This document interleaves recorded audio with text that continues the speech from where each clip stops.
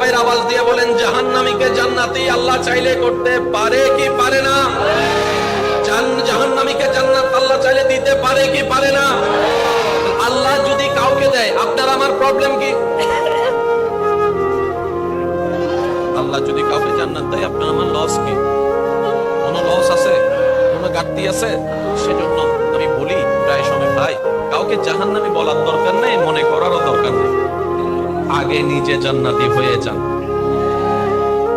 আপনি যেদিন রবের পক্ষ থেকে সার্টিফিকেট পেয়ে যাবেন তুমি জান্নাতি, সেদিন না হয় ভিন্ন কথা আসবে। আজকের যে ভালো মানুষ, মৃত্যুর আগে তার কালিমা নসিব নাও তো হতে পারে। আজকে যাকে আপনি খারাপ মানুষ বলে 2 পয়সার দামও দিচ্ছেন না, তার জীবনের কোনো কাজ হয়তো রবের কাছে এমন পছন্দ হয়ে গিয়েছে, হাসরে আল্লাহ তার মাথায় মুকুটও পরাই দিতে পারে। সবকিছু জানে কে? সেজন্য বিচার করবেন নিজের, অন্যকে করবেন মাফ। সুবহানাল্লাহ জোরে বলি। বিচার করবেন নিজের, অন্যকে করবেন মাফ। দোষ ধরবেন নিজের, অন্যের করবেন দোষ গোপন। আপনি অন্যের দোষ গোপন করবেন,